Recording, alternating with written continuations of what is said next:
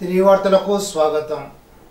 తణుకు నియోజకవర్గ కూటమి శాసనసభ్యులు ఆర్మీ రాధాకృష్ణ ఆధ్వర్యంలో విజయవాడ వరద బాధితుల కోసం 10,000 మందికి ఆహారం పానీయాలు అందించారు. దేవీసీ ఫుడ్స్ గూడపాటి వెంకట్రావు దాతగా అందించిన హరేకృష్ణ ఇస్కాన్ వారు తయారు చేసిన పదార్థాలను పట్టణ అధ్యక్షులు కల్లూరి వెంకటకృష్ణ, మంత్రి రావుబాబు ఆదేశాల మేరకు తెలుగుదేశం పార్టీ అధికార ప్రతినిధి తాతపూడి మార్తిరావు, కార్యదర్శి సోమిరాంబాబు, మేడికొండ రామకృష్ణ, మధ్యరపూడి రామకృష్ణ, శివరావు విజయవాడ వెళ్లి 32వ డివిజన్ వరద ప్రాంతాల్లో తిరుగుతూ విజయవాడ అధికారులు నిర్దేశించిన ప్రాంతాల్లో వరద ప్రాంతాల్లో ప్రజలకు అందించారు. ఎమ్మెల్యే ఆర్మీ రాధాకృష్ణ నిరంతరం విజయవాడలో వరద ప్రాంతాల్లో పర్యటిస్తున్నారు. తణుకు విద్యుత్ ఉప కేంద్రంలో ఖాళీగా ఉన్న పోస్టులను తక్షణం భర్తీ చేయాలని సిపిఎం వేల్పూర్ గ్రామ కమిటీ ప్రభుత్వం డిమాండ్ చేసింది. ఖాళీ పోస్టులను భర్తీ చేయాలని కోరుతూ సిపిఎం వేల్పూర్ గ్రామ కమిటీ ఆధ్వర్యంలో తణుకు విద్యుత్ డిఈఈ కార్యాలయం వద్ద కంప్యూటర్ ఆపరేటర్ పి వెంకటేశ్వరరావుకు వినతి పత్రాన్ని అందజేశారు. ఈ సందర్భంగా సిపిఎం వేల్పూర్ గ్రామ కార్యదర్శి బల్లచిన్నరావు మాట్లాడుతూ తణుకు మండలం వేల్పూరు విద్యుత్ కేంద్ర పరిధిలో వేల్పూరు, మహాలక్ష్మి చెరువు, వీరభద్రంపురం, కొమరవరం గ్రామాల్లో దాదాపు 5,000 విద్యుత్ కనెక్షన్లు ఉన్నాయని, అందులో 10,000కు పైగా కనెక్షన్లు ఒక్క వేల్పూరు గ్రామంలోనే ఉన్నాయని అన్నారు. ఇక్కడ ఉన్న విద్యుత్ కనెక్షన్లకు తగ్గట్టుగా కనీసం 6 సిబ్బంది అయినా ఉండాల్సి ఉండగా కేవలం 3 మాత్రమే విధులు నిర్వర్తిస్తున్నారని వీరభద్రరావు తెలిపారు.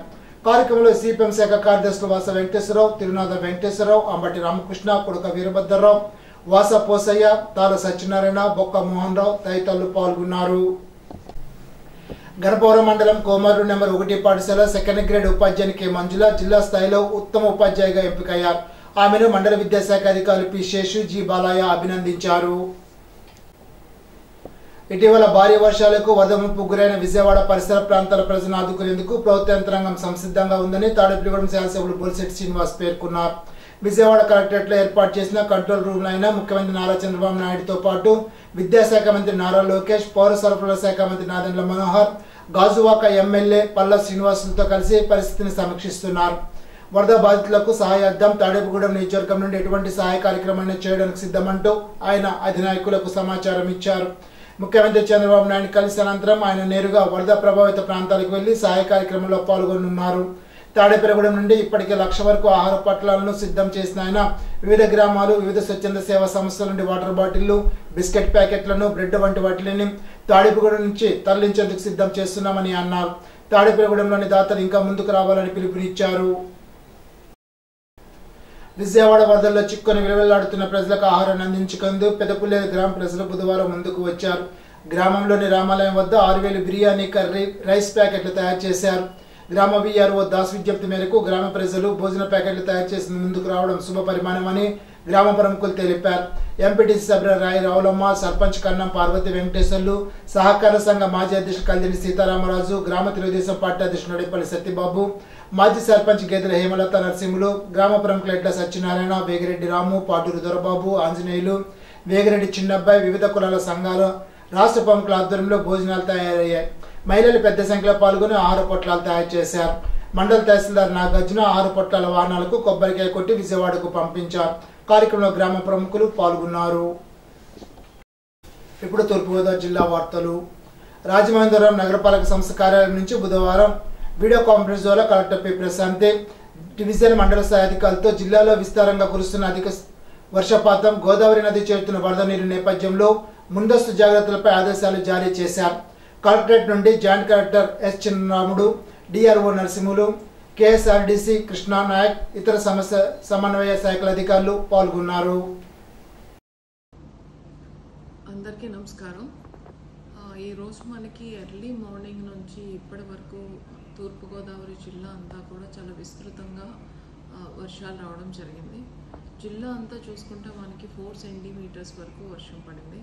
కానీ కొన్ని మండలాల్లో చాలా అత్యధికంగా వర్షాలు పడడం జరిగింది. రాజమండ్రి అర్బన్, రాజమండ్రి రూరల్, అలానే మన కడియం, పెరావలి ఇక్కడైతే ఆల్మోస్ట్ మనకి 10 సెంటీమీటర్స్ పైచిలకు వర్షం పడడం జరిగింది. సో ఇదే ఫోర్కాస్ట్ అనేది ఈరోజు అట్లానే రేపు కూడా మనకి ఉంది. దానివల్ల మనకి గోదావరిలో కూడా వాటర్ ఫ్లోస్ పెరిగే అవకాశం ఉంది. ఇప్పటికే మనకి భద్రాచలం నుంచి 9 lakhs క్యూసెక్స్ వాటర్ అనేది విడిచిపెట్టడం జరిగింది. సో మనకి 10 lakhs దాటితే మన ఫస్ట్ వార్నింగ్, అంతకన్నా ఎక్కువ అయినప్పుడు మనం సెకండ్ వార్నింగ్ కూడా వెళ్ళడానికి అవకాశం ఉంటుంది. ఈ సందర్భంగా ప్రజలందరికీ విజ్ఞప్తి ఏంటంటే వర్షాలు ఉన్నాయి, అలానే మనకి గోదావరిలో వాటర్ ఫ్లోస్ కూడా పెరిగే అవకాశం ఉంది. కాబట్టి లోతట్టు ప్రాంతాల్లో ఉన్న వాళ్ళందరూ కూడా మేము ఏర్పాటు చేసిన ఏవైతే రిలీఫ్ క్యాంప్స్ ఉన్నాయో అక్కడికి రావాల్సిందిగా రిక్వెస్ట్ చేస్తున్నాము. అలానే మనకి ఏ ఏరియాస్లో అయితే వాటర్ రోడ్ల మీదకి వచ్చిందో అక్కడ మేము ట్రాక్టర్స్ని అరేంజ్ చేయడం జరిగింది వాళ్ళ ట్రాన్స్పోర్టేషన్ కోసం. కొన్ని ఏరియాస్లో బోట్స్ని కూడా అరేంజ్ చేస్తున్నాము. సో ఎవరికి ఏమాత్రం ఇబ్బంది ఉన్నా కూడా జిల్లా స్థాయిలో ఏర్పాటు చేసిన కమాండ్ కంట్రోల్ రూమ్లో నిర్వహణలో ఉన్న కాల్ సెంటర్కి మీరు కాల్ చేసి మీ ఇబ్బందులు తెలియజేయడంగా రిక్వెస్ట్ చేస్తున్నాము. సో అధికారులందరూ కూడా ఫీల్డ్లోనే ఉన్నారు, సెక్రటేరియట్ స్టాఫ్, మండల్ స్టాఫ్, అట్లానే డిస్ట్రిక్ట్ అధికారులు కూడా. మీకు ఏమాత్రం ఇబ్బంది వచ్చినా కూడా మీరు కాల్ సెంటర్కి కాల్ చేయండి. కాల్ సెంటర్కి కాల్ చేసిన వెంటనే మేము ఖచ్చితంగా దాన్ని అడ్రస్ చేయడం జరుగుతుంది. ఈ సందర్భంగా ఇంకొక రిక్వెస్ట్ ఏంటంటే దయచేసి అందరూ కూడా కాచిన నీళ్ళనే తాగండి. రెయిన్స్ వలన అట్లానే మనకి ఫ్లడ్స్ వలన ఎటువంటి అనారోగ్యం కూడా రాకుండా ఉండడానికి.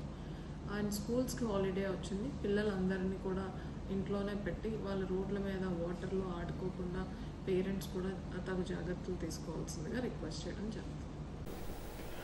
ఉదారత చాటుతూ స్వచ్ఛందంగా స్పందించి ముందుకు వచ్చిన వ్యక్తులకు, కాంట్రాక్టర్లకు, పారిశ్రామికవేత్తలకు, విద్యా సంస్థలకు, స్వచ్ఛంద సంస్థలకు ప్రతి ఒక్కరికి పేరు పేరున కృతజ్ఞతలు వ్యక్తం చేస్తున్నట్లు జిల్లా కలెక్టర్ పి ప్రశాంత్ బుధవారం ఒక ప్రకటనలో తెలిపారు.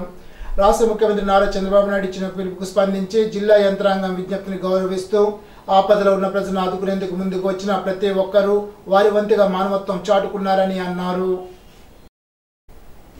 ఇప్పుడు ఏలూరు జిల్లా వార్తలు. రామలేరు, తమిళేరు నుంచి భారీగా వరద నీరు కొల్లేటికి చేరుతుండటంతో పలు లంక గ్రామాలు వరదకు ముంపుకు గురయ్యే ప్రమాదం ఉన్న నేపథ్యంలో దెందులూరు ఎమ్మెల్యే చింతమనేని ప్రభాకర్ ఆకివీడు మండలంలోని ఉప్పుటూరు బ్రిడ్జి వద్ద పరిస్థితిని స్వయంగా పరిశీలించారు. కొల్లేరు నుంచి వచ్చే వరద నీరు సముద్రంలో కలిసే మార్గంలో ఉప్పుటూరు బ్రిడ్జి పాత్ర ఎంతో కీలకం. బ్రిడ్జి వద్దకు చేరుకోవడానికి మార్గం సుగమంగా లేనప్పటికీ, ప్రమాదకరంగా అయినప్పటికీ ప్రజల కోసం రైల్వే లైన్ మార్గం ద్వారా నడుచుకుంటూ ఉప్పుటూరు బ్రిడ్జి వద్దకు చేరుకున్నారు. ఈ నేపథ్యంలో ఉప్పుటూరు బ్రిడ్జి వద్ద వరద నీరు పారడానికి అవకాశం లేకుండా గుర్రపు డెక్కతో పూర్తిగా నిండిపోయి అవరోధాలు కలిగి ఉండడాన్ని దెందులూరు ఎమ్మెల్యే చింతమనేని ప్రభాకర్ గమనించారు. ఈనాటి బంగారు మాట: ప్రయత్నం చేసి ఓడిపో, కానీ ప్రయత్నం చేయడంలో మాత్రం ఓడిపోవద్దు. రవీంద్రనాథ్ ఠాగూర్. ఈ వార్త ఇంతటితో సమాప్తం. తిరిగి విజన్స్ లో కలుసుకుందాం. అంతవరకు సెలవు. నమస్కారం.